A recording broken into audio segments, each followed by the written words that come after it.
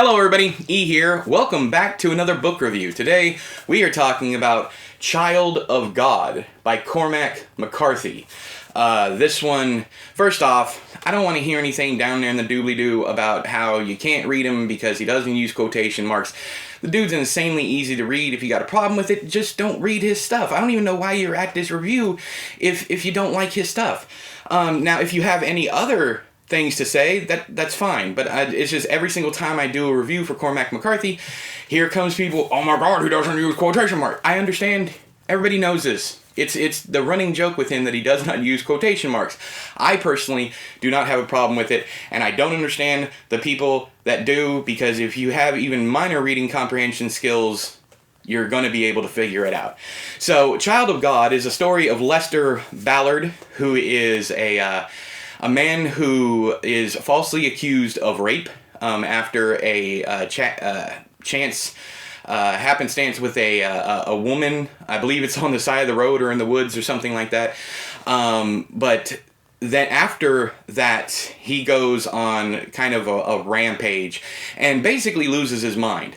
This is the gnarliest, the most disturbing McCarthy book, hands down.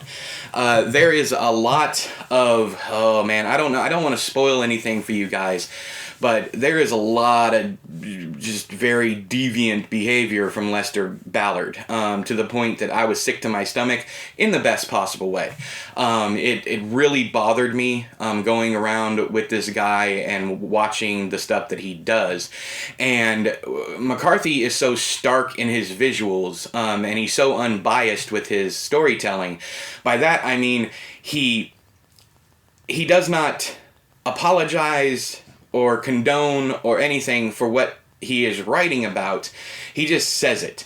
Like, this is what happened. He doesn't say whether it's disgusting or whatever. He lets you decide completely and fully about how terrible a person is or how terrible they are. And he lets you as the reader decide, and I appreciate that. I really love when authors don't hold the reader's hands. There's also some very dark comedy in here. But the one thing that stood out the most, and this is going to sound weird, but my favorite part of the book is just him watching a blacksmith work and the blacksmith trying to train Ballard how to blacksmith, how to, I think it's an axe head that he's working on, how to sharpen it, all that good stuff. It was so fascinating to read, and not much happens in that scene, and the final sentence of that chapter is absolutely hilarious. I was all that information, everything that is thrown out there, the entire chapter, it's not very long, but it's the entire chapter is that one thing, and then Ballard's response at the end was hilarious. Okay, so let's go over characters, pacing, and dread. Lester Ballard is really the only character you're here for. It's almost a slasher novel in a way, with some deviant sexual behavior. But he's really the only character that you focus on. There's a sheriff, there's a bunch of little side characters, but yeah, the characters are foul, they're disturbed, they're broken, just like in any Cormac McCarthy book. The pacing is off the charts, mainly because the chapters are so stupid short. Most of the chapters are 2 to 3 pages long, some are as short as 1 page. Others are about 5 to 10 pages long when he really gets deep into a scene.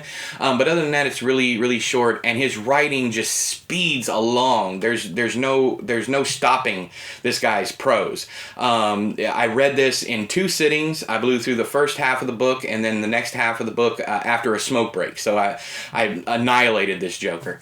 Next one is dread. You know something bad is going to happen. You want to see Ballard, get caught. You also kind of root for him in like a way that you root for Joe Goldberg, only because you want to read more about him. You don't want him to get caught because you want the book to keep going and keep going.